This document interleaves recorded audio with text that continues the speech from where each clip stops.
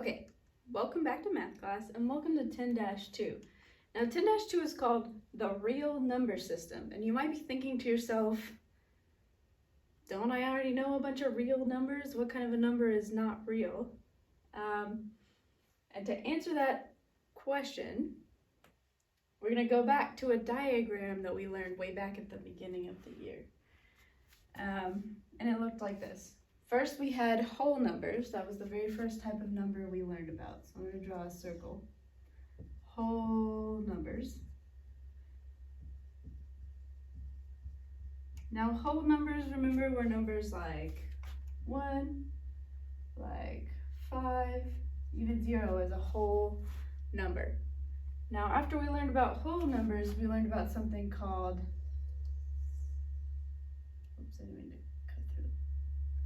called integers.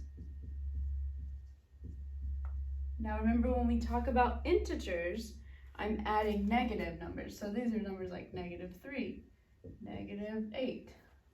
So integers include all whole numbers. So 1 is both an integer and a whole number. -3 is just an integer. Now in addition to that, we have what we call, I'm going to put it in a box, all of these values plus some more we call rational numbers.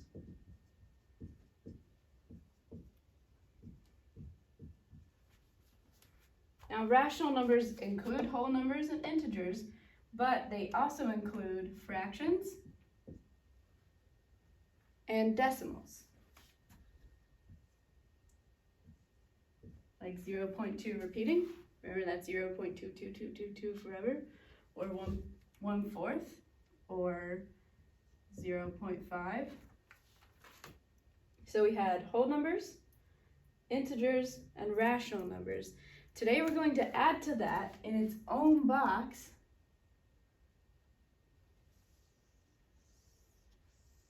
we have rational numbers. We're going to add irrational numbers.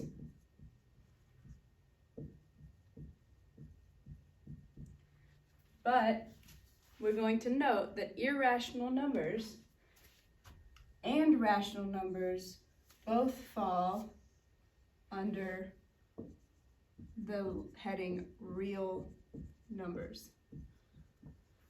So we have real numbers that are irrational, and if a number is irrational, it's not going to be a whole number, it's not going to be an integer, and it's not going to be a rational number.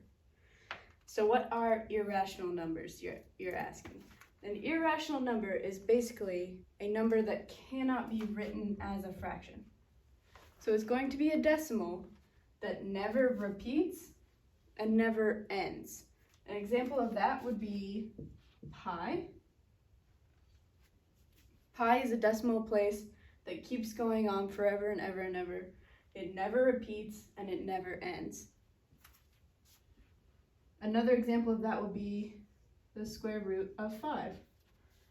5 is not a perfect square, so when I take the square root of 5, you guys can test it, put it in your calculator. When I take the square root of 5, it's going to give me a decimal that never repeats and it never ends.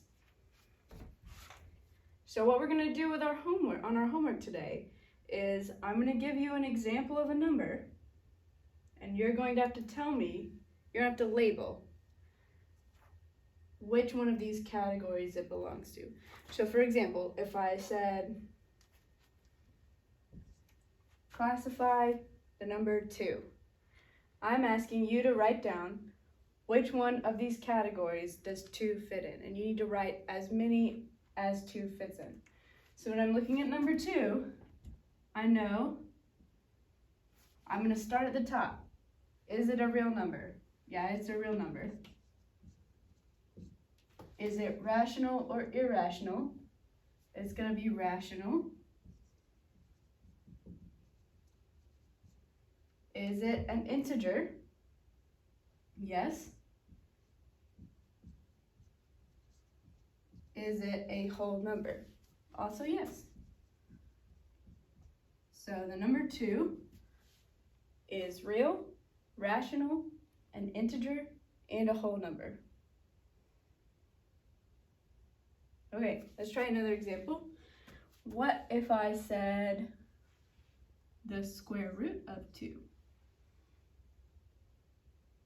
Now the square root of 2 is not a perfect square, so the square root of 2, is it a real number?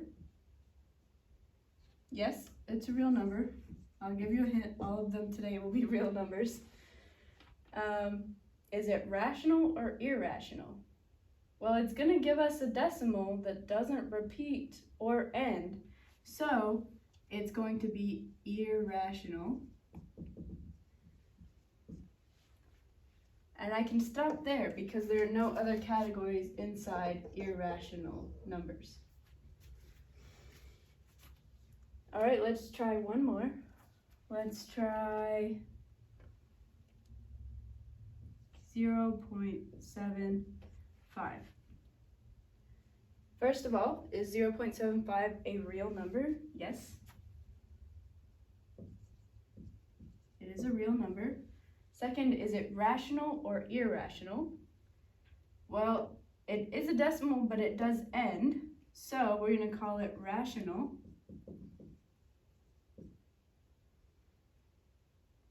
We're here in rational numbers. Is it an integer?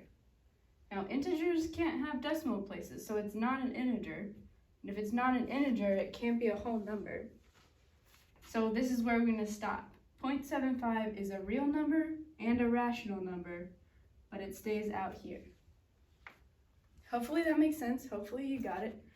The other thing you'll see on your homework today is it's going to give you problems that are going to involve irrational numbers whenever you try to solve them. For example, suppose I had 3 times m squared equals 222.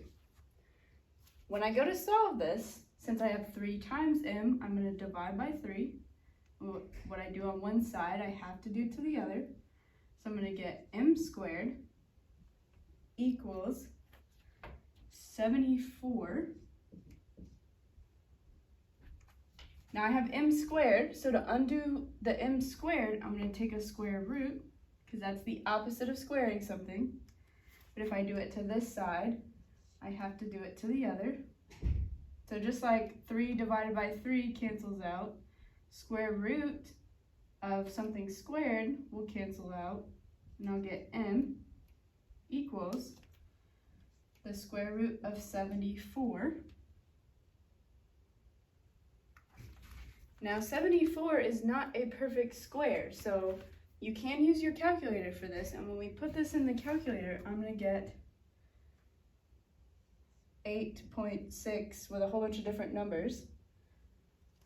What I'm going to do is I'm going to round to the nearest tenth, so it's 8.6, but I can't say m equals 8.6 because it doesn't equal exactly 8.6, it equals 8.6 with a whole bunch of decimals.